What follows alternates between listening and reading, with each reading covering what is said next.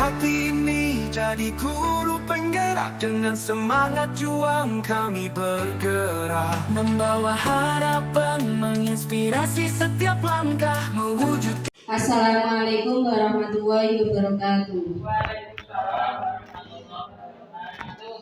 Alhamdulillahirabbil alamin wa bihi nasta'in wa ala umuri dunya waddin sayyidina wa maulana Muhammadin wa ala alihi wa sahbihi ajmain, amma ba'du.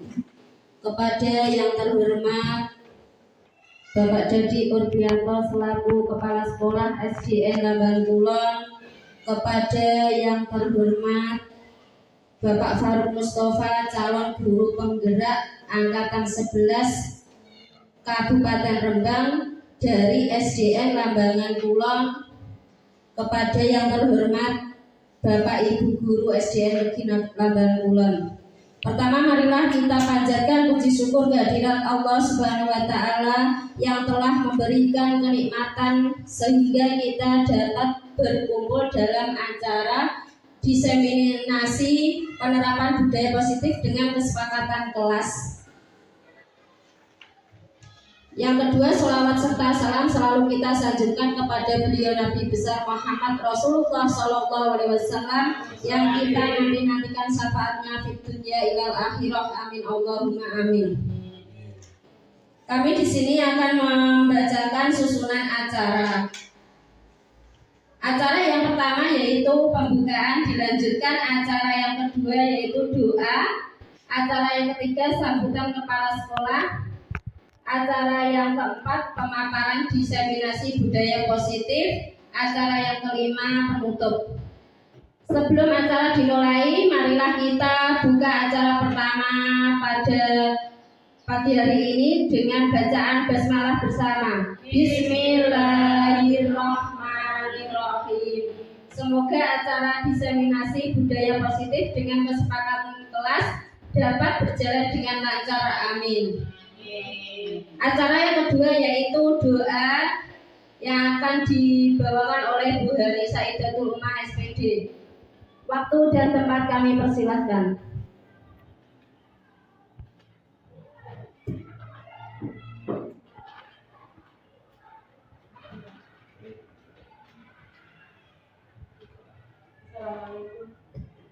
Assalamualaikum warahmatullahi wabarakatuh.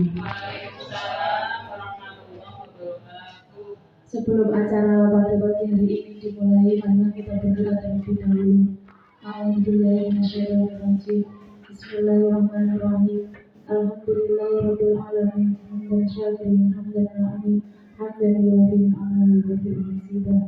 Ya Rabbana lakal hamdu kama yanbaghi li jalali wajhika al-karim wa 'azimi sultanik. Allahumma shalli ala sayyidina Muhammad wa ala ali sayyidina Muhammad. Ya Allah yang Maha Pengampun, ampunilah dosa kami, dosa keluarga kami, dosa orang tua kami, dan dosa guru-guru kami. Jadikanlah acara pagi hari ini menjadi acara yang penuh dengan barokah. Rabbana atina fid dunya hasanah wa fil akhirati hasanah wa qina adzabannar. Subhana rabbika rabbil izzati amma yasifun wa salamun 'alal mursalin walhamdulillahi rabbil alamin.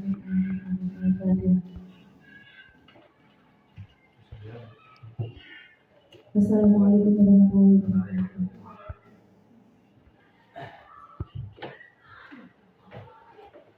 Terima kasih. Dilanjutkan acara yang ketiga yaitu sambutan kepala sekolah SD Negeri Lambangan Kulon yang akan disampaikan oleh Bapak Dadi Urbianto. Waktu dan tempat kami persilahkan.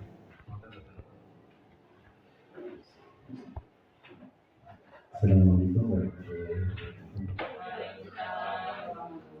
Yang terhormat Bapak Ibu Guru SD Lambangan Kulon, yang terhormat Bapak Faruk calon guru penggerak Kabupaten Rembang dari SD Lambangan Kulon. Pada pertemuan kali ini, Bapak Faruk akan mencoba memaparkan tentang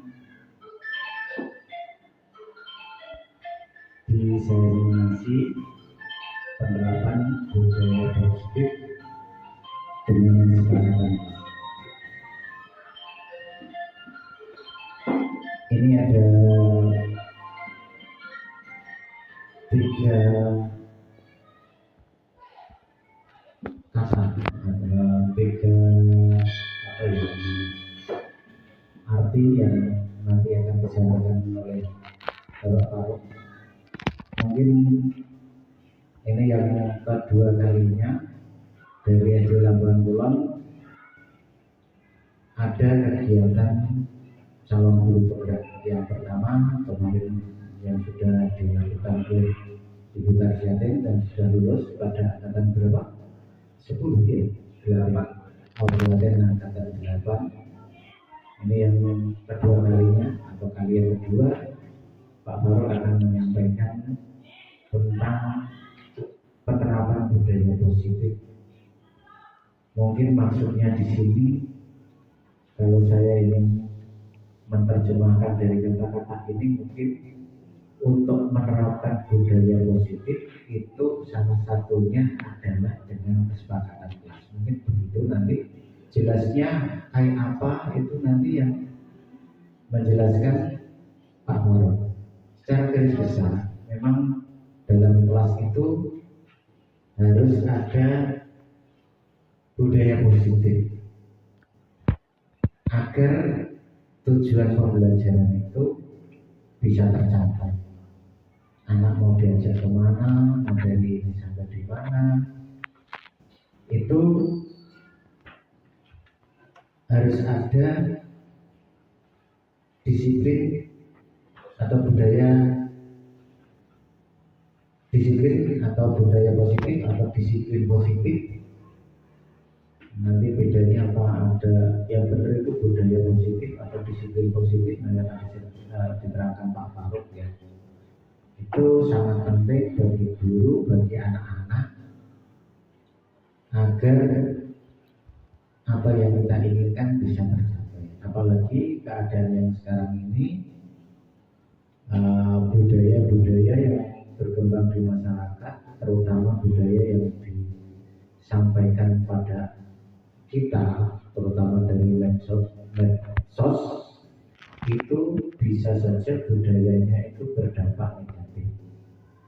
Oleh karena itu di sekolah ini tempat kita mengenal atau mempelajari bagaimana budaya itu bisa menjadi budaya yang positif.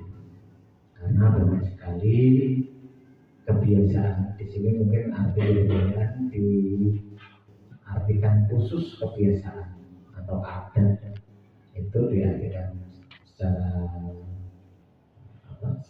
sempit atau secara kecil itu adalah kebiasaan, walaupun arti budaya sendiri itu sangat kompleks, sangat banyak, bermacam-macam, baik itu kebiasaan, ide, pemikiran, itu juga budaya. Tapi yang ingin disampaikan oleh Bapak Farouk ini mungkin kebiasaan supaya yang positif, kebiasaan yang positif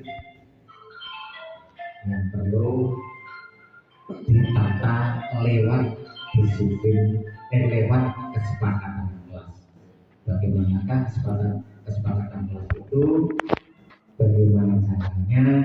Itu nanti akan disampaikan oleh Pak Farouk. Begitu ya Pak ya. Selamat mengikuti apa yang akan disampaikan oleh Bapak Farouk. Semoga apa yang disampaikan nanti dapat menginspirasi kita semua menjadi guru yang lebih baik, anak-anak juga meningkat menjadi anak yang lebih baik, baik itu mulai dari kebiasaan, sikap maupun pola pemikirannya. Demikian dari saya. Ada kata yang salah saya mohon maaf sebesar-besarnya. Assalamualaikum warahmatullahi wabarakatuh.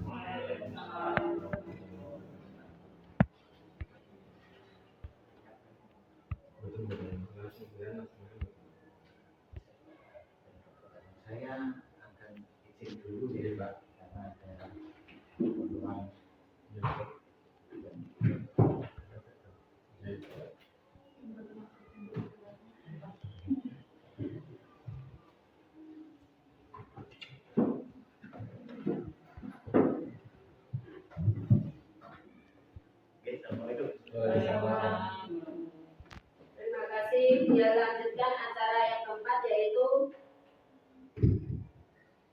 Pemaparan diseminasi budaya positif dengan kesepakatan kelas oleh calon guru penggerak angkatan 11 Kabupaten Rembang, Bapak Far Mustafa SPD SD. Waktu dan tempat kami persilahkan. Oke, terima kasih Bu Sal yang sudah membawakan acaranya, dan terima kasih bagi Pak Dedi yang sudah memberikan sambutan. Semoga acara ini dapat bermanfaat bagi kita sebagai pendidik, ya. Dan langsung saja untuk mempersingkat waktunya.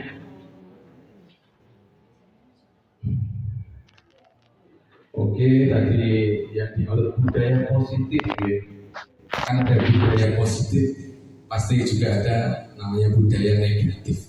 Untuk pada pagi hari ini, saya hanya mencoba kita belajar bersama gitu, enggak terus saya itu gurui atau memberikan pembelajaran bagi Bapak Ibu guru, karena Bapak Ibu guru juga pasti sudah sip ya untuk dalam pembelajarannya. Kita belajar bersama saja pada pagi hari ini, yaitu budaya positif, yaitu merupakan perwujudan nilai kebaikan yang universal yang diyakini sebagai kebiasaan baik oleh seluruh warga sekolah yang membutuhkan konsistensi dalam mewujudkan dengan tujuan untuk membentuk karakter positif yang sesuai dengan profil pelajar Pancasila.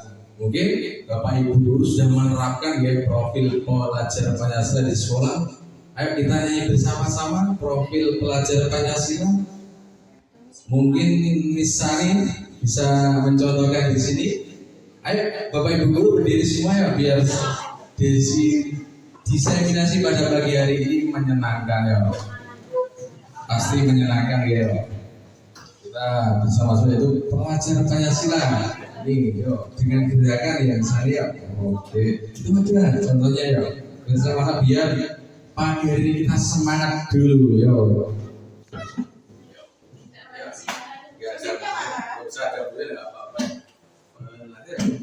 Belajar Pancasila, beriman dan bertakwa pada Tuhan yang Esa dan berakhlak mulia, berkebinekaan global, gotong royong mandiri, kreatif dan bernalar kritis.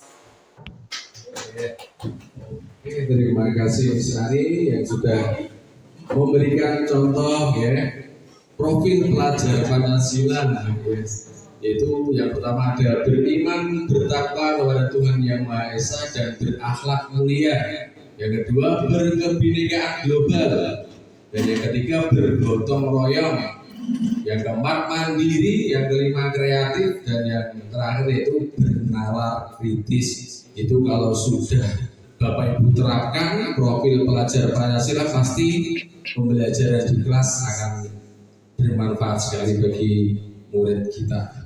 Oke, next yaitu ada yang konsep budaya positif, yaitu ada berbagai macam konsep atau inti dari budaya positif. Yang pertama ada perubahan paradigma positif, yang kedua disiplin positif, yang ketiga nilai-nilai kebajikan. Jadi dari disiplin positif yang Bapak Ibu guru terapkan, nanti akan tercipta nilai-nilai kebajikannya ya. Yang keempat itu kebutuhan dasar manusia. Kita sebagai manusia atau kita sebagai bapak atau ibu guru pasti punya kebutuhan dasar sebagai manusia. Yang kelima yang akan kita bahas nanti yaitu motivasi perilaku manusia. Yang terusnya itu posisi kontrol guru. Yang selanjutnya itu keyakinan kelas atau bisa disebut kesepakatan kelas. Mungkin Bapak Ibu sudah menerapkan semua ya dari kelas 1 sampai kelas 6. Ada namanya kesepakatan kelas yang sudah Bapak Ibu mungkin terapkan. Ya, yang selanjutnya yaitu segitiga restitusi. Oke, kita bahas satu persatu. Yaitu untuk yang pertama itu pembelajaran dengan paradigma baru. Yaitu pembelajaran dengan paradigma baru merupakan pembelajaran yang dirancang berdasarkan prinsip pembelajaran yang berdiferensiasi, sehingga peserta didik belajar sesuai kebutuhannya berdasarkan tahap perkembangan sesuai teori psikologi modern untuk mewujudkan profil pelajar Pancasila. Jadi semua kegiatan Bapak Ibu guru terangkan di kelas pasti akan bermuara di profil pelajar Pancasila itu. Oke, next, yang kedua yaitu nilai-nilai kebajikan dari budaya positif itu. Bapak Ibu guru pasti punya nilai-nilai kebajikan yang sudah Bapak Ibu guru sampaikan, sudah Bapak Ibu guru contohkan kepada anak didiknya. Itu contoh nilai kebajikan mungkin di institusi di SD Negeri Lambantuan ini ya sudah menerapkan semua ya. Itu dari profil pelajar Pancasila tadi, yaitu beriman bertakwa kepada Tuhan Yang Maha Esa, berakhlak mulia, berkebinekaan global, gotong royong, mandiri, bernalar kritis dan kreatif. Dan contoh nilai kebajikan lagi yaitu Ibu Primary Yes Program atau disingkat PZP, yaitu meliputi toleransi, rasa hormat, integritas, mandiri, menghargai, antusias, empati, kreativitas, kerjasama, percaya diri, dan komitmen. Dan contoh kebajikan yang ketiga yaitu 9 pilar karakter Indonesia, yaitu cinta Tuhan dan segenap ciptaannya, kemandirian dan tanggung jawab, kejujuran, diplomatik, hormat, santun, dermawan, suka menolong, gotong royong, percaya diri, kreatif, dan bekerja keras, kepemimpinan, dan keadilan baik dan rendah hati. Mungkin dari nilai-nilai kebajikan ini apakah Bapak Ibu guru setelah penerapan nilai budaya positif ada nilai-nilai yang lain yang ingin Bapak Ibu guru tambahkan selain dari profil pelajar Pancasila dari 9 karakter Indonesia, ada tambahan dari Bapak Ibu guru, tambahan nilainya lagi? Tidak ada ya? Kalau tidak ada kita lanjutkan, yaitu kebutuhan dasar manusia. Pasti Bapak Ibu guru punya kebutuhan dasar. Yaitu kebutuhan dasar itu apa? Yaitu segala sesuatu yang dibutuhkan oleh manusia untuk mempertahankan keseimbangan kondisi fisiologis dan psikologis yang bertujuan untuk mempertahankan kehidupan dan kesehatan. Jadi dari kebutuhan dasar itu nanti yang sudah Bapak Ibu guru terapkan di rumah atau di sekolah itu pasti akan ada manfaatnya, yaitu untuk mempertahankan kehidupan dan kesehatan. Kalau kebutuhan dasarnya manusia itu sudah tercukupi, terpenuhi, pasti akan pertahanan kehidupan dan kesehatannya pun akan terjaga. Next, yaitu 5 kebutuhan dasar manusia ini Bapak Ibu guru. Ada 5 kebutuhan dasar manusia. Yang pertama yaitu bertahan hidup. Maksudnya bertahan hidup apa ini? Ya untuk pertahanan Bapak Ibu guru, untuk pertahanan keluarga di rumah atau di sekolah. Pasti manusia itu membutuhkan makanan. Pasti dia mau gak makan pasti akan lapar. Mau gak lapar bisa malah jadi sakit ya. Selain itu pakaian, pasti membutuhkan pakaian, tempat tinggal, keamanan dan kesehatan. Untuk kebutuhan dasar manusia yang kedua yaitu kasih sayang dan rasa diterima, yaitu maksudnya itu kita dipedulikan, ada berbagi, mungkin Bapak Ibu kalau punya rezeki yang lebih bisa berbagi dengan orang-orang yang tidak mampu atau muridnya yang keadaannya sangat membutuhkan gitu. Dan adanya kerjasama dan menjadi bagian dari kelompok. Kemudian kelima, kebutuhan dasar manusia yang ketiga yaitu penghargaan. Penghargaan maksudnya itu mempunyai harga diri, keinginan untuk dianggap memimpin, berprestasi dan didengar. Mungkin Bapak Ibu guru ya, kalau sudah punya harga diri, orang punya harga diri pasti semua punya harga diri ya. Ayo, yang untuk yang keempat itu kebebasan. Maksudnya kebebasan itu mandiri, memilih pilihan, mencoba hal baru, mampu mengendalikan arah dirinya. Untuk yang terakhir, 5 kebutuhan dasar manusia yang terakhir yaitu kesenangan, bermain, yaitu humor, antusias dan tertawa. Itu mungkin Bapak Ibu sudah terapkan ya di kelas, yaitu bahwa murid itu punya hak dan kewajiban ya. Itu mungkin punya hak apa sudah Bapak Ibu guru terapkan, yaitu hak itu sesuatu yang kita terima ya. Mungkin kalau Bapak Ibu sudah memberikan contoh kepada muridnya, hak yang diterima kalau di rumah mendapatkan kasih sayang, ya mendapatkan nasihat dari bapak ibunya di rumah dan lain-lain, dan kewajiban. Berarti setelah mendapatkan hak, pasti anak-anak atau peserta didik kita harus melakukan kewajiban. Yaitu kalau kewajiban di rumah mungkin bisa membantu orang tua, kalau mungkin di sekolah bisa belajar dengan tekun dengan bapak ibu di sekolah. Next, yaitu yang selanjutnya itu motivasi perilaku manusia. Itu motivasinya perilaku manusia yaitu yang pertama untuk menghindari ketidaknyamanan atau hukuman. Maksudnya apa untuk menghindari ketidaknyamanan atau hukuman? Mungkin Bapak Ibu guru sudah pernah memberikan hukuman kepada anak didiknya atau belum ya? Sudah pernah? Belum bisa.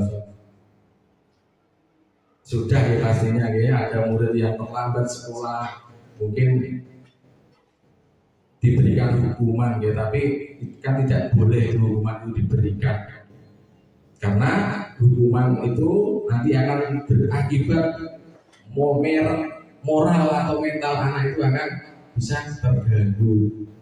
Maka kita harus menghindarinya dari hukuman terhadap anak itu. Untuk yang kedua yaitu untuk mendapatkan imbalan atau penghargaan dari orang lain. Itu seperti anak-anak ya, itu harus mendapatkan imbalan atau penghargaan. Kalau anak-anak didik kita belajar dengan rajin, Bapak Ibu bisa memotivasinya dengan menyisihkan gajinya untuk sedikit untuk anak biar anak termotivasi belajarnya, atau punya cara lain ya untuk memotivasi belajar anak itu. Oke, yang motivasi perilaku manusia yang selanjutnya yaitu untuk menjadi orang yang merdeka, yang inginkan dan menghargai diri sendiri dengan nilai-nilai yang mereka percaya. Oke. Yang selanjutnya itu posisi kontrol guru. Oke. Kita sebagai guru itu harus memiliki posisi kontrol ya. Itu yaitu ada 5 posisi kontrol yang dimiliki oleh guru ya, untuk mengontrol anak didik kita, yaitu sebagai dengan hukuman atau menghukum. Tadi kan hukuman kan tidak diperbolehkan ya Bapak Ibu guru, itu penghukum, berarti anak-anak tidak usah dihukum. Mungkin kalau terlambat sekolah, untuk kalau ibu bapak ibu guru pada waktu jam pelajaran pertama bisa menghukumnya, tapi kan tidak boleh. Dengan cara apa? Diganti dengan hal yang positif yang lainnya, yaitu mungkin disuruh menghafalkan perkalian atau pembagian. Itu jadi hukuman yang bermanfaat bagi anak didik kita. Oke, yang kedua itu membuat merasa bersalah. Jadi anak-anak kita pun harus kita ajari untuk membuat rasa bersalah. Jadi nek salah yo kita ingatkan, jangan anak-anak kita salah kita dibiarkan atau diumbarkan pas merasa bersalah. Kalau bersalah kita harus membuat mereka itu merasa bersalah biar tidak diulangi lagi. Oke, next yaitu teman. Jadi posisi kontrol guru itu ada hubungannya dengan teman-teman dari peserta didik yang lain. Itu sebagai kontrol yang lain. Mungkin Bapak Ibu sudah menerapkan ya di kelas dengan tutor sebaya, ada tutor pelajaran matematika itu siap sudah Bapak Ibu tunjuk, pelajaran IPAS atau pelajaran yang lain sudah Bapak Ibu menerapkan. Itu sebagai posisi kontrol dengan teman atau peserta didik. Yaitu Bapak Ibu posisi kontrol yang keempat itu sebagai pemantau. Mungkin yang sudah diterapkan di saya di guru penggerak katanya itu ada email atau apa ya Pak saat itu. Jadi berkonek sama emailnya anak. Jadi anak-anak di rumah itu membuka film apa itu kita bisa tahu itu. Mungkin Bapak Ibu bisa terapkan menggunakan akun anak-anak, bisa dicek gurunya di sekolah. Jadi anak-anak di rumah membuka apapun itu Bapak Ibu bisa tahu ya, bisa dicoba penggunaan akun peserta didik kita. Dan kita bisa mengontrol anak didik kita walaupun tidak mendampingi anak tapi bisa dipantau dari rumah. Oke, yang terakhir sebagai Bapak Ibu guru harus mengontrol yang kelima yaitu sebagai manajer. Bapak Ibu guru harus terapkan sebagai pemimpin di kelas. Jadi nilai Hajar Dewantoro itu kita sebagai seorang guru harus menerapkan pembelajaran yang berpusat pada murid ya. Jadi Bapak Ibu nerangke atau diterangke terus, yang penting itu yang berpusat pada murid. Maksudnya kita ajak anak-anak itu untuk belajar bersama secara menyenangkan. Ya gak mau Bapak Ibu guru ngomong sendiri atau menerangkan sendiri, tapi anak-anak tidak diajak untuk berantusias. Makanya pendidikan yang berpusat pada siswa itu Bapak Ibu guru harus membuat pembelajaran yang menyenangkan untuk siswa agar pembelajaran tidak membosankan. Mungkin Bapak Ibu guru sudah memberikan ice breaking atau memberikan apa pas sudah siang hari anak-anak biar terpacu semangatnya kembali.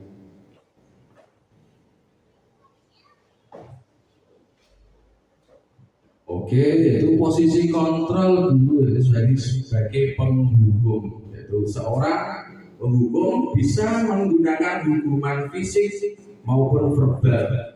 Itu guru yang menerapkan posisi penghukum akan berkata, patuhi aturan itu, Mas atau Dek atau Cong ya, atau kamu selalu saja bersalah. Pasti kamu selalu yang terakhir selesai. Bapak Ibu tidak boleh menggunakan kata-kata itu ya. Nanti anak-anak akan terkena mentalnya. Jadi anak-anak akan minder ya. Bapak Ibu sering menggunakan kata-kata ini. Jadi tidak boleh digunakan kata-kata itu ya. Oke, yang selanjutnya yaitu tadi yang itu membuat merasa bersalah. Yaitu membuat merasa bersalah itu akan menggunakan keheningan yang membuat orang lain merasa tidak nyaman. Kita berarti sebagai guru kita harus menerapkan ini, merasa tidak nyaman, bersalah atau rendah diri. Kata-kata yang keluar dengan lembut akan seperti, Bapak sangat kecewa sekali dengan kamu. Di posisi ini murid akan memiliki penilaian diri yang buruk tentang diri mereka. Murid merasa tidak berharga ya, karena Bapak Ibu sudah mengatakan hal tersebut ya, dan telah mengecewakan orang-orang yang disayanginya.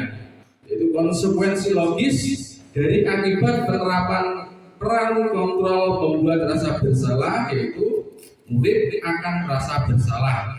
Maksudnya bersalah telah mengecewakan ibu atau bapak gurunya. Murid akan merasa menjadi orang yang gagal dan tidak sanggup membahagiakan orang lain. Tadi posisi kontrol guru yang ketiga itu teman. Maksudnya teman di sini itu teman tidak boleh menyakiti murid. Namun akan tetapi berupaya mengontrol murid melalui pendekatan persuasif. Posisi teman pada guru bisa berdampak negatif atau juga bisa berdampak positif. Berdampak positif di sini itu hubungan baik yang terjalin antara guru dan murid. Guru di posisi teman menggunakan hubungan baik dan humor untuk mempengaruhi seorang. Mereka akan berkata, ayo bantulah, ya demi bapak ya. Ya sudahlah, tidak apa-apa, pasti akan berkata. Dan nanti bapak bantu bereskan. Berdampak negatif dari posisi kontrol teman. Itu bila suatu saat guru tersebut tidak membantu, maka murid akan kecewa dan berkata, saya pikir bapak adalah teman saya. Murid merasa dikecewakan dan tidak mau lagi berusaha. Hal lain yang mungkin timbul adalah murid hanya akan bertindak untuk guru tertentu dan tidak untuk guru lainnya. Murid akan tergantung pada guru tersebut. Coba dikasih. Yaitu posisi kontrol guru. Yaitu ada 5 posisi kontrol guru. Yang pertama yaitu penghukum. Yang kedua pembuat merasa bersalah. Yang ketiga teman. Yang keempat pemantau. Dan yang kelima manajer. Kita terangkan satu persatu. Yaitu yang pertama yaitu penghukum. Yaitu guru yang menerapkan posisi penghukum itu akan berkata, patuhi aturan saya, atau awas, kamu selalu saja salah, pasti kamu selalu yang terakhir selesai. Oke, yang kedua itu pembuat merasa bersalah. Maksudnya pembuat merasa bersalah itu akan menggunakan keheningan yang membuat orang lain merasa tidak nyaman, bersalah, atau rendah diri. Itu kata-kata yang keluar dengan lembut akan seperti, Bapak sangat kecewa sekali dengan kamu. Di posisi ini murid akan memiliki penilaian diri yang buruk tentang diri mereka. Murid merasa tidak berharga dan telah mengecewakan orang-orang disayanginya, yaitu konsekuensi logis dari akibat penerapan peran kontrol pembuat rasa bersalah, yaitu murid akan merasa bersalah. Maksudnya bersalah telah mengecewakan ibu atau bapak gurunya. Murid akan merasa menjadi orang yang gagal dan tidak sanggup lagi membahagiakan orang lain. Next, yaitu yang ketiga, yaitu posisi kontrol yang ketiga, yaitu teman. Teman itu tidak menyakiti murid. Maksudnya sesama peserta didik tidak boleh saling menyakiti. Namun akan tetapi berupaya mengontrol murid melalui pendekatan persuasif. Kita sebagai seorang guru itu harus berupaya mengontrol murid, yaitu dengan menggunakan pendekatan persuasif. Yaitu posisi teman pada guru bisa berdampak negatif atau juga pula berdampak positif. Berdampak positif di sini berupa hubungan baik yang terjalin antara guru dan murid. Guru di posisi teman itu menggunakan hubungan baik dan humor atau bercanda. Seperti saya terapkan di kelas 6, saya sering bercanda guyonan sama murid saya. Untuk mempengaruhi seseorang, mereka akan berkata, ayo bantulah demi bapak ya. Ya sudah, kali ini tidak apa-apa, nanti bapak bantu bereskan. Berdampak negatif dari posisi kontrol teman, yaitu bila suatu saat guru tersebut tidak membantu, maka murid akan kecewa dan berkata, saya pikir Bapak adalah teman saya. Murid itu merasa dikecewakan dan tidak mau lagi berusaha. Hal lain yang mungkin timbul adalah murid hanya akan bertindak untuk guru tertentu. Jadi kadang ada murid yang tidak suka pada guru, ya, hanya guru-guru tertentu yang disukai oleh murid kita, dan tidak untuk guru lain. Murid akan tergantung pada guru tersebut. Posisi kontrol yang keempat yaitu guru sebagai pemantau, yaitu memantau itu guru berarti mengawasi peserta didik. Pada saat kita mengawasi, kita bertanggung jawab atas perilaku murid yang kita awasi. Seseorang yang menjalankan posisi pemantau itu, pertanyaan yang diajukan seorang pemantau atau guru dalam peraturannya yaitu, apa yang telah kamu lakukan? Sanksi atau konsekuensinya apa? Seorang pemantau sangat mengandalkan perhitungan. Dengan catatan, data dapat digunakan sebagai bukti atas perilaku. Mungkin Bapak Ibu guru sudah mencatatnya dalam nilai, ya, dalam daftar nilai tentang perilaku murid, tentang nilai murid sudah dicatat semua. Konsekuensi logis dari penerapan posisi kontrol pemantau adalah murid memahami konsekuensi yang harus dijalankan karena telah melanggar salah satu peraturan sekolah. Guru tidak menunjukkan suatu emosi yang berlebihan. Guru itu tidak boleh emosi yang berlebihan, ya, menjadi marah atau membuat murid itu merasa berbuat salah. Murid tetap dibuat tidak nyaman.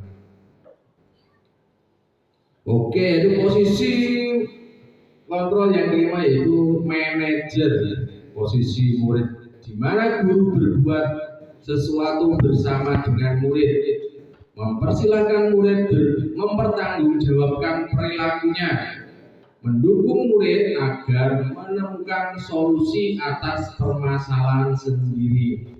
Di sini penekanan bukan pada kemampuan membuat konsekuensi, namun dapat berkolaborasi dengan murid bagaimana memperbaiki kesalahan yang ada. Kita sebagai seorang guru akan berkata, apa yang kita yakini, apakah kamu meyakininya? Jika kamu meyakininya, apakah kamu bersedia memperbaikinya? Jika kamu memperbaiki ini, hal ini menunjukkan apa tentang dirimu. Itu tugas guru sebagai manajer, bukan untuk mengatur perilaku seorang murid, tapi membimbing murid untuk dapat mengatur dirinya. Mungkin Bapak Ibu guru sudah memberikan contoh atau teladan kepada muridnya, gitu. Tidak bukan sebagai guru, sebagai manajer dengan cara memberikan contoh atau teladan yang baik bagi peserta didik. Jadi seorang manajer bukannya memisahkan murid dari kelompoknya, tetapi mengembalikan murid tersebut ke kelompoknya dengan lebih baik dan kuat. Itu yaitu 5 posisi kontrol yang dimiliki oleh guru, yang diterapkan guru. Itu next, yaitu untuk yang selanjutnya yaitu tentang disiplin positif.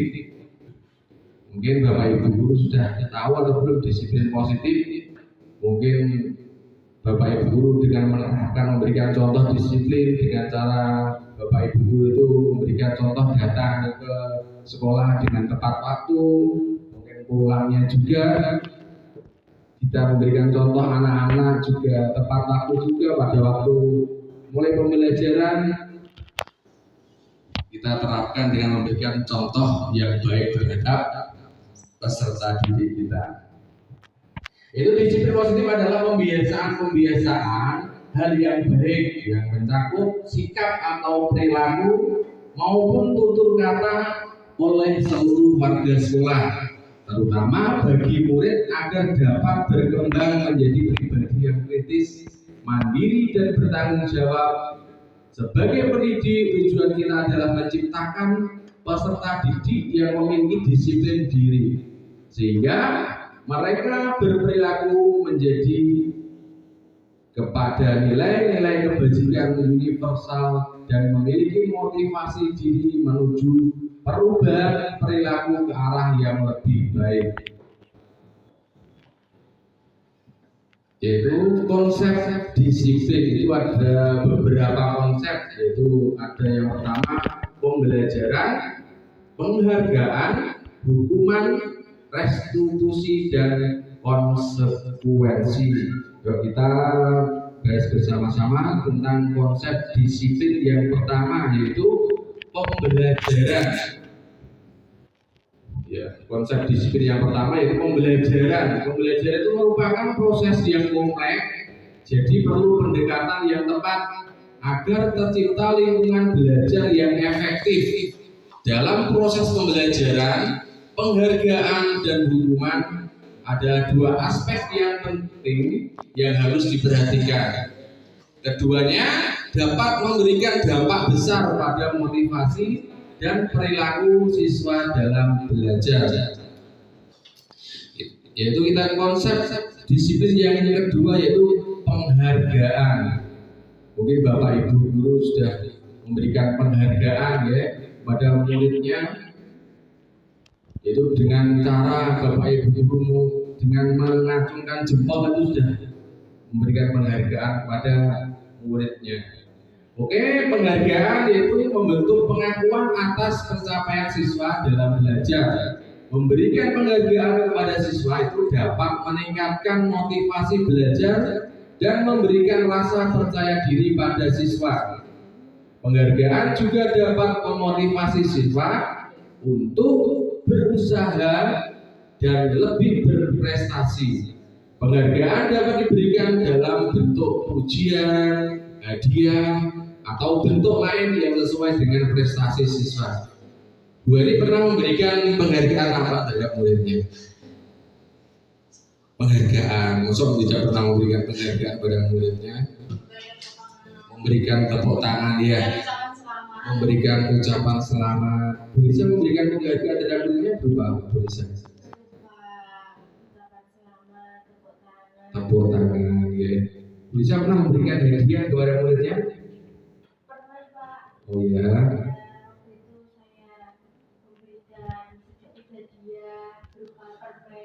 Oh iya, permen. Kalau bisa ini guru olahraga ya, pemberian berupa permen biar setelah makan permen bisa lari cepat gitu bisa ya. Oke, mungkin dengan Bapak Ibu guru berbeda-beda ya dengan memberikan pujian, hadiah atau bentuk lain. Mungkin Pak Saat bisa memberikan penghargaan dalam bentuk apa Pak Saat yang diberikan kepada muridnya, atau hadiah atau apa? Sama seperti Bapak Ibu yang lain dengan memberikan hadiah ya.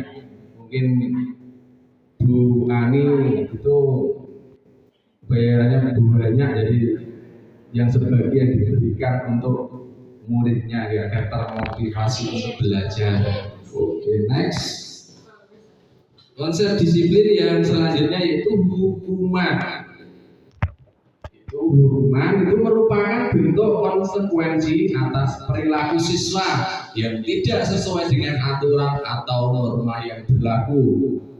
Hukuman dapat membantu membentuk perilaku siswa agar lebih baik dan mengurangi perilaku negatif. Namun, hukuman juga dapat memiliki dampak negatif jika tidak diberikan dengan tepat. Mungkin Bapak Ibu sudah pernah memberikan hukuman terhadap muridnya? Sudah, Bu Sol? Sudah. Contoh hukumannya gimana, Bu Sol? Disuruh menghafalkan Pancasila. Oh iya, Bu Sol, hukumannya sangat membangun sekali, sangat membantu sekali dan yaitu menghafalkan apa Bu Sol? Pancasila, karena Bu Sol ini mengajar kelas 1. Mungkin Bu Ani kalau guru agama bagaimana pemberian hukumannya? Tambahan berupa soal. Oh iya, Bu Ani soalan agama itu memberikan hukuman menghafalkan atau menghafalkan ya Bu Ani? menghafalkan, memberikan tugas soal. Ya. Mungkin Bu Ida pernah memberikan hukuman apa terhadap muridnya? Yang hukuman yang membangun siswanya, menghafal perkalian. Mungkin Bu Lisa untuk olahraga hukuman yang diberikan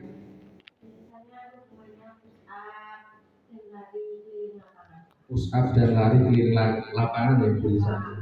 Dan semua kalau ada muridnya yang terlambat mengikuti olahraga gimana Bu Lisa?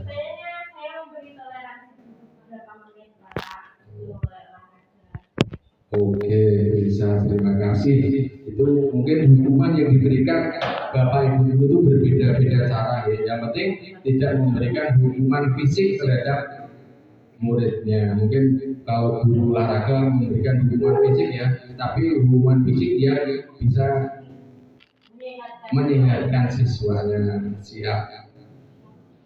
Yaitu yang selanjutnya itu restitusi. Ya. Restitusi itu merupakan proses menciptakan kondisi bagi murid untuk memperbaiki kesalahan mereka sehingga mereka bisa kembali pada kelompok mereka dengan karakter yang lebih kuat. Itu dari dosen tahun 2004 ya. Restitusi juga merupakan proses kolaboratif yang mengajarkan murid untuk mencari solusi dari masalah mereka dan membantu murid berpikir tentang orang seperti apa yang mereka inginkan dan bagaimana mereka harus memperlakukan orang lain. Oke, itu lagi konsep disiplin yang terakhir yaitu konsekuensi. Konsekuensi itu merupakan hasil dari tindakan yang dilakukan oleh siswa tanpa keterlibatan guru. Dalam pendidikan, konsekuensi itu sifatnya logis dan berhubungan langsung dengan tindakan siswa. Oke.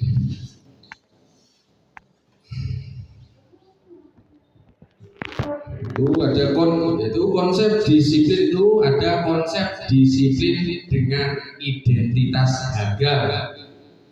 Itu ada dua ya. Ada yang pertama ada hukuman. Tadi kan kalau efek hukuman itu berupa yaitu menyakitkan. Pasti kalau Bapak Ibu guru memberikan hukuman, pasti setelah dia akan merasa tersakiti, merasa tidak nyaman. Ya, mungkin murid malah akan takut pada gurunya, memaksa. Ya, berarti hukuman bersifat dipaksa murid untuk push up. Ya, bisa jangan dipaksa seperti itu. Murid dipaksa push up 100 kali kan pasti tidak kuat ya, sesuai dengan kemampuan siswanya. Itu yang efek hukuman itu murid menyembunyikan kesalahan. Jadi nek guru sering memberikan hukuman pasti murid itu akan menyembunyikan kesalahan. Aku tidak, mulai aku bersalah mesti dihukum karo dosa. Jadi murid akan menutupi kesalahannya, tidak fair atau tidak cerita lagi kepada gurunya. Itu efek dari hukuman. Jadi yang kelima itu murid menjadi rendah diri. Murid akan merasa, aduh aku ini kok merasa bersalah, merasa begini, mungkin akan minder, merasa rendah diri.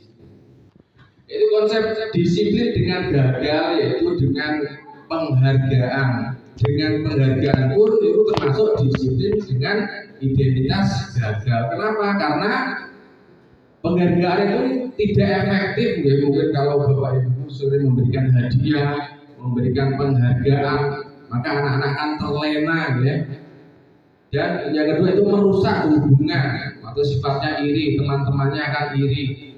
Itu loh Mbak Kansa kalau sering diberikan hadiah terus diberikan penghargaan, pasti murid yang lain akan merasa iri. Maka sebagai seorang guru, kalau memberikan suatu penghargaan, kita berikan penghargaan yang sama ya, terhadap murid kita.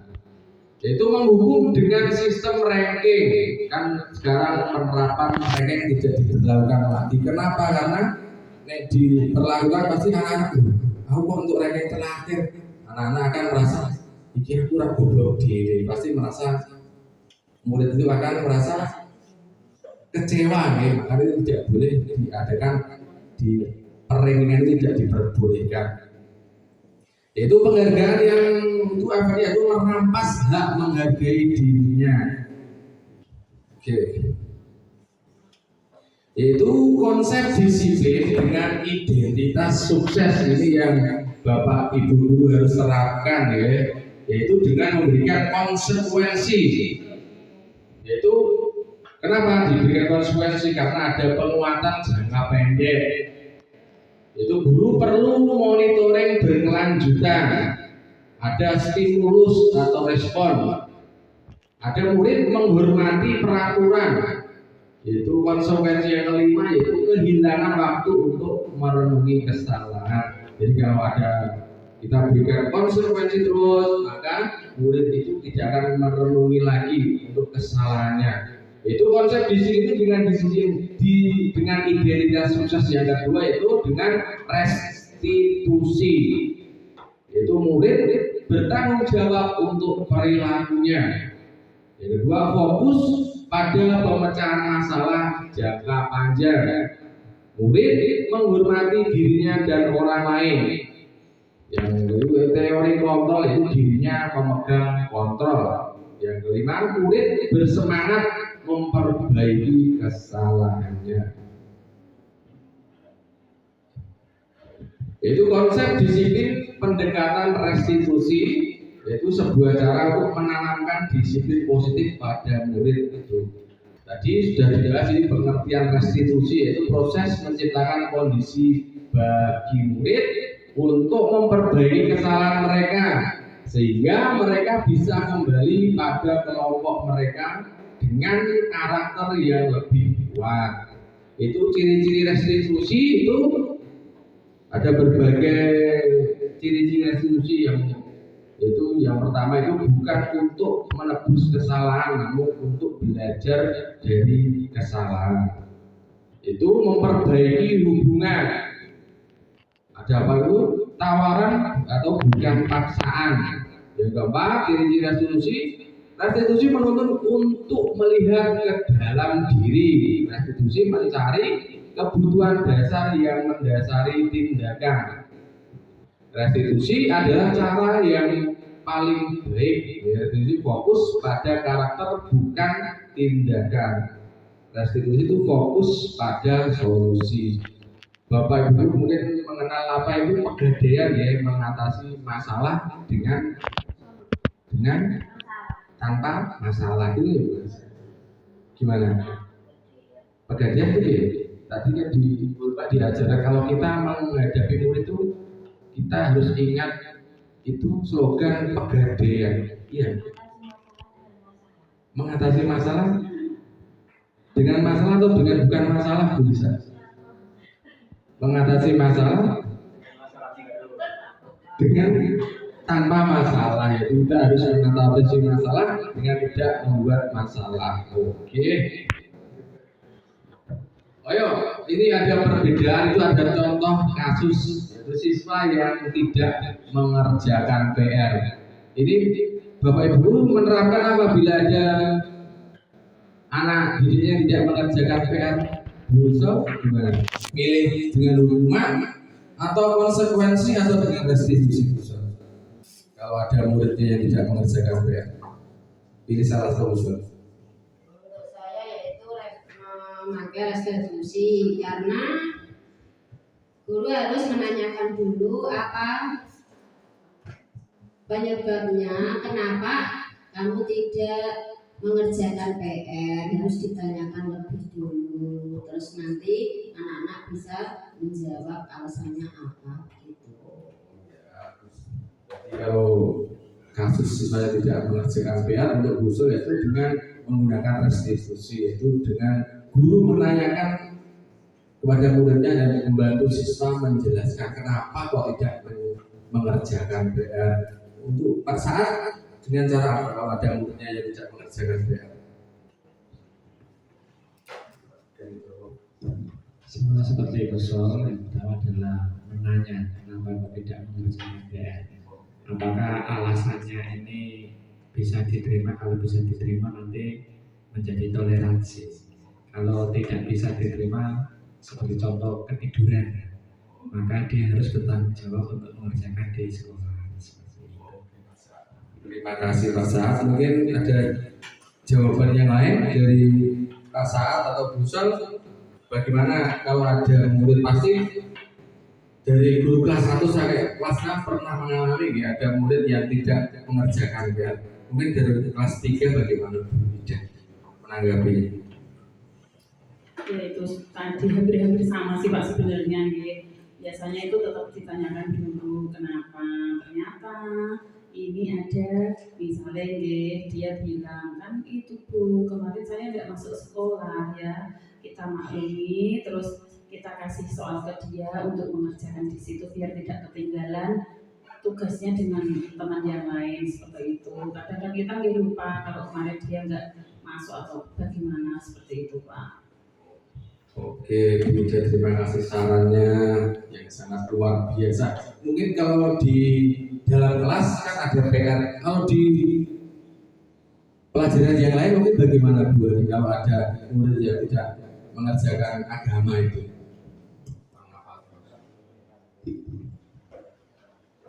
Bagaimana Bu Ani? Sama seperti Bapak Ibu guru, yaitu dengan cara restitusi, dengan menanyakan dulu kepada siswanya, nanti dikasih hukuman Pak.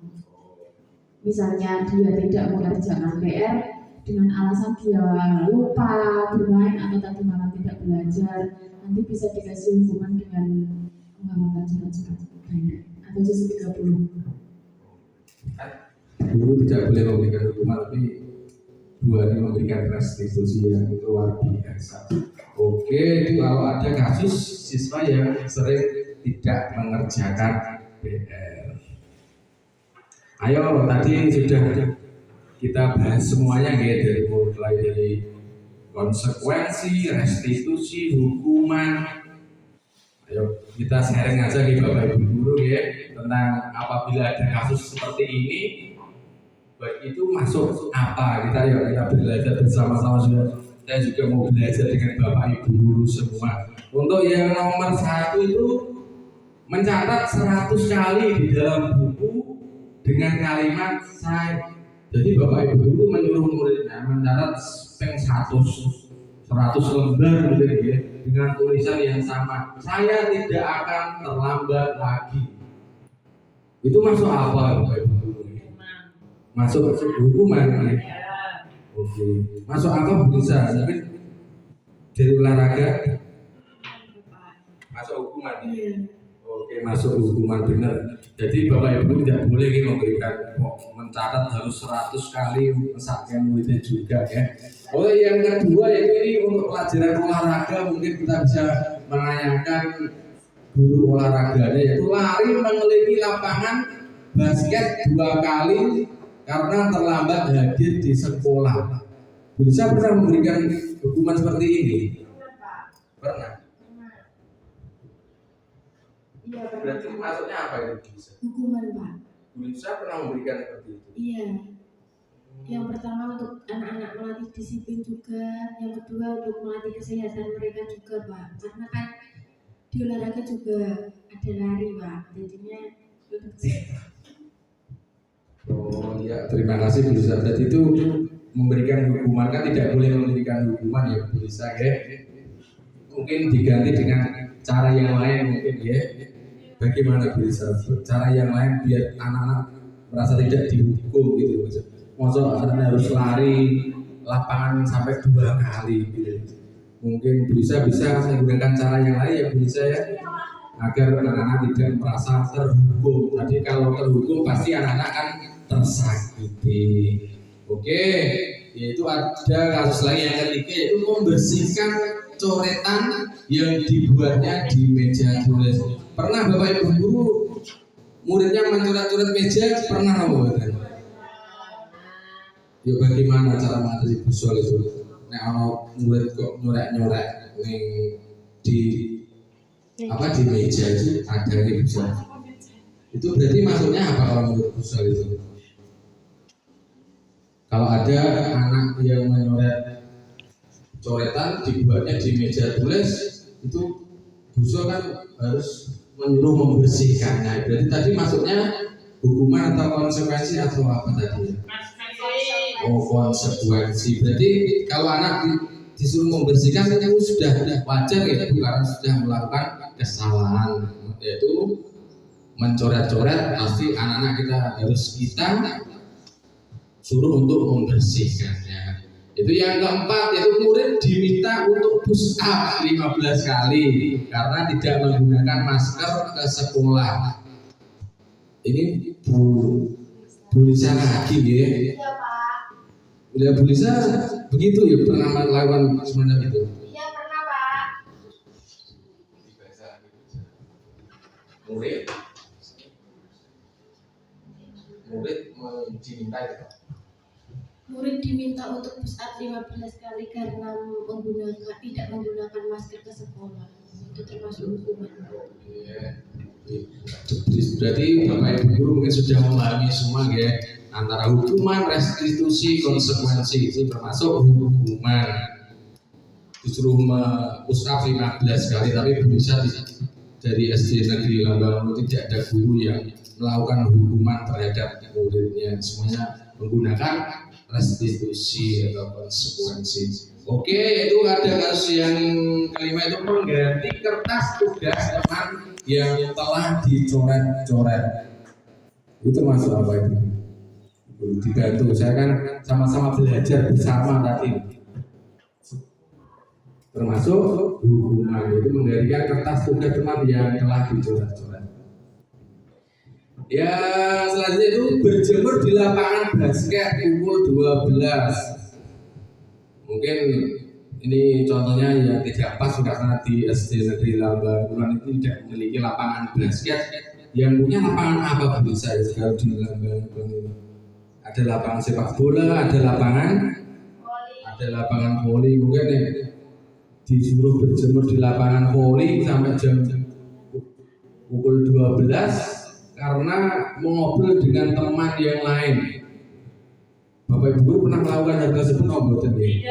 Alhamdulillah guru-guru di SD Negeri Lambang ini sangat luar biasa, tidak pernah melakukan hukuman terhadap muridnya. Itu untuk pemahaman guru yang selanjutnya, itu murid diminta bertelanjang kaki sepanjang hari karena tidak menggunakan sepatu warna hitam sesuai peraturan sekolah. Bapak guru pernah melakukannya seperti ini? Tidak, Bapak Ibu tidak pernah melakukan hal ini. Ini termasuk hukuman. Oke.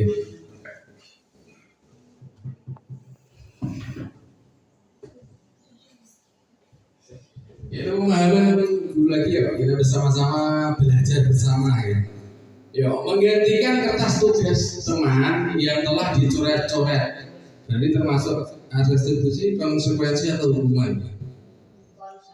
Konsekuensi, yaitu menggantikan kertas tugas teman yang telah dicoret. Kadang mungkin ada murid kita atau peserta didik kita yang mencoret-coret, pasti akan Bapak Ibu guru suruh untuk menggantinya.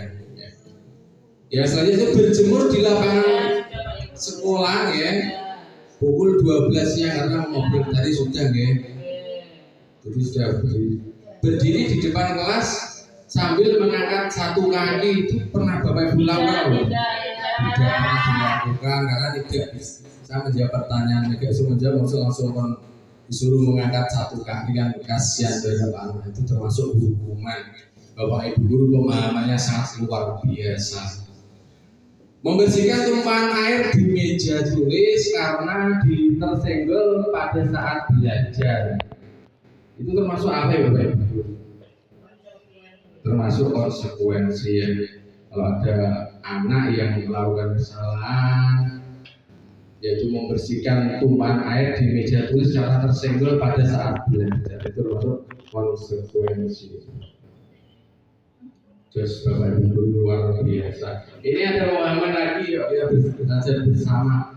Itu yang selanjutnya duduk di bangku di pinggir lapangan pada jam istirahat, tidak diizinkan bermain oleh guru piket karena mencederai teman saat bermain di lapangan. Itu termasuk apa Bapak Ibu?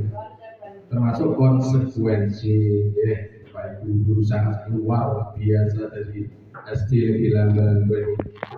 Yaitu ada pemahaman guru lagi, yaitu terlambat hadir di pembelajaran daring 15 menit dan diminta untuk tinggal 15 menit sesudah kelas usai untuk membahas ketertinggalan pembelajaran. Itu termasuk apa Bapak Ibu ya? Termasuk konsekuensi kita sama-sama belajar dan juga belajar juga. Oke, yang pengalaman guru yang selanjutnya itu membersihkan WC sekolah karena mematahkan pensil lawannya, itu termasuk konsekuensi. Ya, Bapak Ibu, guru pengalamannya sangat luar biasa. Oke, saya lanjutkan ke yang selanjutnya yaitu segitiga restitusi. Bapak Ibu sudah pernah mendengar kata segitiga restitusi belum? Sebelum ini, mungkin dulu sudah ya belajar sama Bu Atin di Bukarsiatin ya tentang segitiga restitusi. Mungkin jangan bosan lagi ya, ini ada segitiga restitusi lagi. Itu segitiga restitusi itu merupakan proses menciptakan kondisi bagi murid untuk memperbaiki kesalahannya sehingga karakter mereka lebih kuat ketika kembali pada kelompoknya. Restitusi memberikan kesempatan kepada murid untuk disiplin positif, memulihkan diri dari kesalahan sehingga memiliki tujuan yang jelas. Itu dari arti segitiga restitusi. Ini bentuknya segitiga restitusi ini seperti ini ya Bapak Ibu guru sudah tahu ya kan ya. Segitiga mungkin sudah dari kelas tinggi mungkin sudah belajar segitiga ya. Pasti sisinya ada 3. Di sini juga kita akan belajar bersama tentang segitiga restitusi untuk menghadapi murid kita. Yaitu yang pertama langkahnya yaitu dengan menstabilkan identitas. Dengan cara apa? Setiap orang pasti pernah melakukan kesalahan. Yaitu kamu bukan satu-satunya yang pernah melakukan hal ini. Itu namanya dengan kata-kata untuk menstabilkan identitas. Yang kedua itu validasi kebutuhan. Itu dengan menanyakan adakah cara yang lebih efektif untuk mendapatkan apa yang kamu butuhkan. Dan lagi itu kamu tentu punya alasan mengapa melakukan hal itu. Jadi bukan langsung kita marahin murid kita tadi, kita harus menanyakan kenapa kok tidak mengerjakan PR, kita tanyakan. Jadi yang ketiga itu meyakinkan keyakinan. Itu adalah nilai-nilai yang akan telah kamu kesepakati. Mungkin Bapak Ibu guru sudah membuat kesepakatan kelas atau keyakinan kelas. Itu kamu ingin menjadi orang seperti apa dengan menanyakan murid seperti itu. Jadi yuk kita bersama-sama ya. Yang pertama yaitu menstabilkan identitas. Maksudnya menstabilkan identitas yaitu jika anak berbuat salah maka ada kebutuhan dasar mereka yang tidak terpenuhi. Bagian dasar segitiga restitusi memiliki tujuan untuk merubah orang yang gagal karena telah berbuat kesalahan menjadi orang yang sukses. Jadi anak-anak kalau berbuat salah itu kita harus selesaikan ya dengan tujuan untuk merubah anak-anak kita yang gagal dari kesalahannya dan menjadi anak-anak yang sukses nantinya. Itu tujuan kita sebagai seorang guru. Yang kedua, segitiga restitusi yang kedua yaitu validasi tindakan yang salah. Itu menurut teori kontrol, semua tindakan manusia baik atau buruk pasti memiliki maksud atau tujuan tertentu. Ketika kita menolak anak yang berbuat salah, dia akan tetap dalam masalah. Hal yang diperlukan adalah kita memahami alasan melakukan hal tersebut sehingga anak merasa dipahami oleh gurunya. Oke, segitiga restitusi yang ketiga, yang terakhir karena segitiga berarti yang ketiga ini yaitu menanyakan keyakinan apa yang dimiliki oleh murid kita. Itu penting menanyakan ke anak tentang kehidupan ke depan yang dia inginkan. Ketika mereka sudah menemukan gambaran masa depannya, guru dapat membantu mereka untuk tetap fokus pada cita-citanya, impiannya atau gambarannya. Jadi melalui segitiga restitusi kita dapat mewujudkan murid kita menjadi murid yang merdeka. Merdeka maksudnya yaitu murid kita mampu menyelesaikan masalah dengan motivasi internal dan bertanggung jawab terhadap pilihannya. Ini ada contoh kasus dengan cara diselesaikan dengan segitiga restitusi.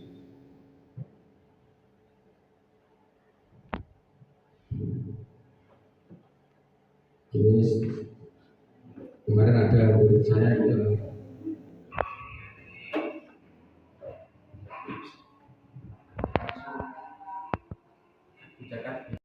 yaitu kegiatan-kegiatan yang bisa dilakukan agar dapat menentukan keyakinan kelas. Itu yang pertama yaitu meminta siswa untuk membuat dan menulis keyakinan yang telah disepakati bersama. Jadi Bapak Ibu guru bisa menyuruh siswanya dengan membagikan sticky note ya, untuk ditulis dari peserta didik kan menulis semuanya ya. Ada yang muridnya 25 berarti Bapak Ibu guru sudah punya keyakinan atau kesepakatan kelas jadi 25 murid tadi ya. Setelah itu yaitu membahas keyakinan kelas yang telah dibuat. Jadi keyakinan-keyakinan yang ditulis oleh murid tadi kita membahasnya dengan murid kita. Kita pilih-pilih kesepakatan kelas atau keyakinan kelas yang sesuai atau yang menurut Bapak Ibu guru pas yang untuk penerapan di dalam kelas. Itu yang ketiga, memilih keyakinan kelas. Tadi ada beberapa keyakinan murid, mungkin yang memiliki 25 murid berarti ada 25 keyakinan kelas. Nanti bisa dipilih menjadi 5 keyakinan kelas yang pas untuk kita terapkan di kelas kita. Untuk yang keempat itu mengubah keyakinan kelas menjadi kalimat yang positif. Yang kelima, menyepakati keyakinan kelas. Setelah itu guru sepakati dengan wali murid dengan siswa, bisa ditempelkan di dinding kesepakatan kelas yang untuk menjadi acuan atau aturan di kelas kita masing-masing. Oke.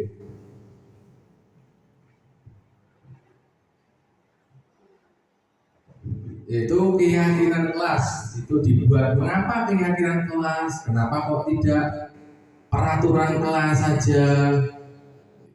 Suatu contoh deh, mengapa kita memiliki peraturan tentang penggunaan helm pada saat mengendarai kendaraan roda 2 atau motor?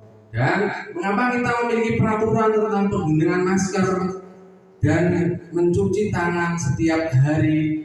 Itu ada berbagai macam pertanyaan seperti itu, yaitu kita jawab yaitu bagaimana pembentukan keyakinan kelas, yaitu dijadikan.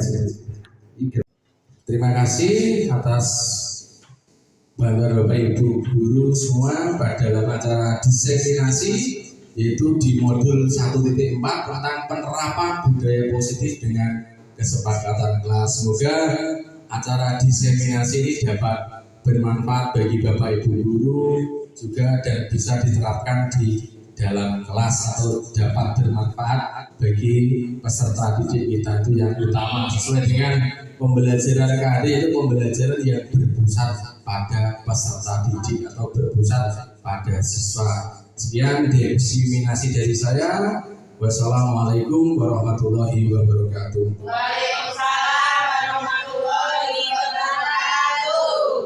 Terima kasih, semoga bermanfaat terutama bagi calon guru penggerak angkatan 11. Acara yang terakhir yaitu penutup. Mari kita tutup bersama dengan bacaan hamdalah. Alhamdulillahirabbil alamin. Semoga dengan bacaan hamdalah bersama-sama diseminasi budaya positif dengan kesepakatan kelas dapat bermanfaat bagi kita semua.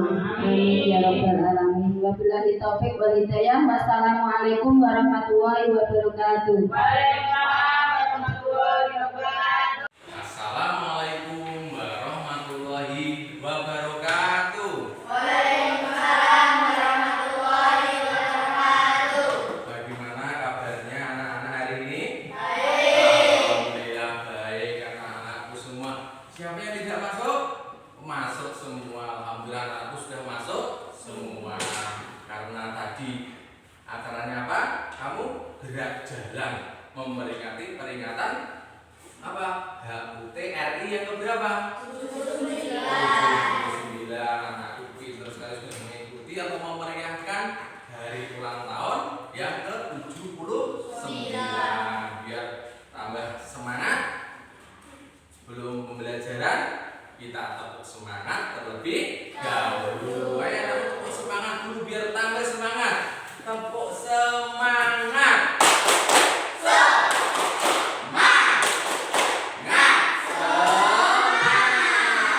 Alhamdulillah anakku hari ini sudah semangat semuanya. Kalau gitu biar nanti pembelajaran tambah semangat, kita buat apa namanya ini? Kita membuat keyakinan kelas. Keyakinan kelas itu apa?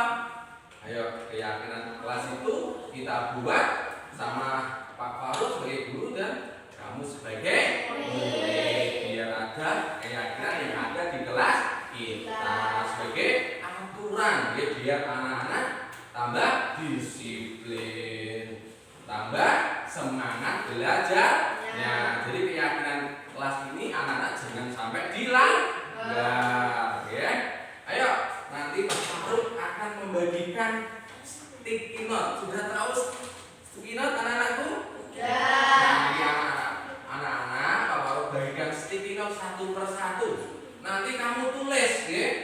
Keyakinan kelas yang pengen kamu tulis itu apa? Nanti kamu tulis. Nanti setelah kamu tulis, nanti kamu tempel di depan. Oke, sudah paham anak-anakku semuanya? Sudah. Karena sudah paham, Faruk bagikan ini namanya apa? Nanti sticky note. Nanti tulis satu persatu ya. Oke, Mas Safar pengen berwarna apa ini Mas Safar? Ya, Mas Safar pengen warna ini. Mas Rojali ini. Nanti ini kan ada lemnya di atas nih, jangan sampai kebalik ya. Berarti teman harus sampai kebalik. Ya. Jangan sampai kebalik ditulis. Nanti ditulis ya. Nanti ditulis. Nanti sebentar. Belum dibagikan semuanya. Setelah nanti Pak Faruk bagikan, nanti kamu tempel. Jangan lupa keyakinan kelasnya dikasih nama di bawahnya, biar Pak Faruk tadi tidak bingung membacanya. Ini keyakinan kelas punyanya siapa ya? Nanti Pak Faruk biar membacanya bisa, biar tahu keyakinan kelasnya siapa gitu. Ayo mulai sekarang, ayo berpikir terus kamu tulis apa keyakinan kelas yang kamu penginkan, yang kamu impikan. Oke, ditulis ya. Pak Faruk kasih waktu berapa ya? Wah, 2 jam terlalu lama ya. Udah, kalau sudah, jangan lupa dikasih nama loh ya. Nanti kalau sudah kamu tulis, nanti kamu tempelkan di sini. Kalau menempelkan yang rapi, ditempelkan yang ini berwarna merah, yang sini atau berwarna kuning terserah, ya. Ayo sudah yo. Kalau sudah yang sudah boleh ditempelkan ayo. Jangan rebutan nempelnya ayo. Gantian ya. Ayo ditempelkan juga Mbak Dina. Ditempelkan yang rapi. Wah iya, pintar sekali Mas. Iya. Ini dikasih nama belum? Dikasih nama semuanya, jangan lupa dikasih nama. Wah, pintar-pintar anak-anakku semuanya. Jangan rebutan. Oke, ini baju tempel sini. Ya, tuh. Ya.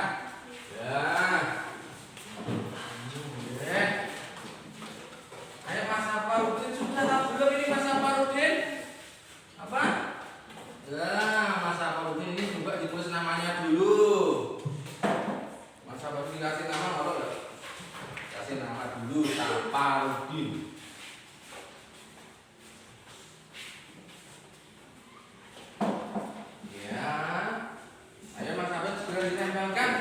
sudah semua loh Mas Aparudin ya.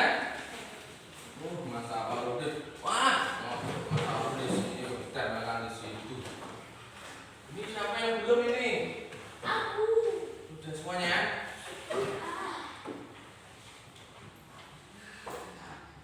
Ada berapa tadi ini? Sudah semuanya? Siapa yang belum nempelkan? Sudah? Oke, kalau sudah terima kasih bantuannya anakku. Ini keyakinan kelas yang kamu impikan. Coba yang ini keyakinan kelas punyanya Mas Diki, yaitu dia pengen saling membantu untuk Mbak Pira datang tepat waktu, Mbak Nova jujur. Coba yang dengarkan. Untuk yang Dina mendengarkan guru, Diki mengerjakan tugas dengan tepat waktu, Putri saling menghargai, Meme tolong menolong, untuk Mbak siapa? Gotong royong. Ini Mbak Najwa saling peduli, Saparudin disiplin. Ini bekerja sama, Diva tanggung jawab, Kansa tepat waktu ya. Untuk ke sekolahnya, Risma sopan santun. Coba dari ini orang pengen ada kesepakatan dengan kalian ya. Yuk beberapa keyakinan nanti kita jadikan aturan bersama di kelas ini. Nah, yaitu kelas 6 juga. Ayo kita kesepakati ya. Berapa? Jadi keyakinan. Nah, sini ya kita seperti apa saja ya. Ini berarti apa tadi mah? Tanggung jawab. Yang kita sepakati itu tanggung jawab. Dari beberapa keyakinan kita seperti tanggung jawab. Terus apa lagi? Apa iya biar anak tadi ada datang tepat waktu, ada mengerjakan tugas tepat, berarti harus disiplin. Terus apa lagi? Sopan santun perlu sekali ya. Sopan santun itu ada sopan santun. Jadi kalau kamu sama ibu guru harus sopan dan santun ya, harus taat juga sama bapak ibu guru kalau di sekolah dan terutama di kelas. Sopan santun. Coba yang keempat yang kita perlu disepakati sama. Iya, bekerja sama. Ingat, tapi tidak boleh bekerja sama dalam mengerjakan rumah. Tidak boleh bekerja sama. Oke. Kemudian yang lain ya Pak Terima, yang kita sepakati apa lagi? Mandiri. Ini ya ada mandiri. Ya, siapa tadi yang mandiri?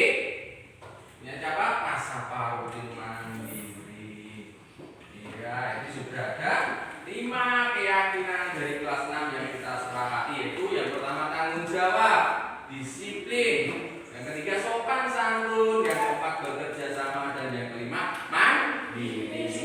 Kita jadikan menjadi keyakinan kelas 6. Terima kasih ya anak-anakku, dan jangan lupa harus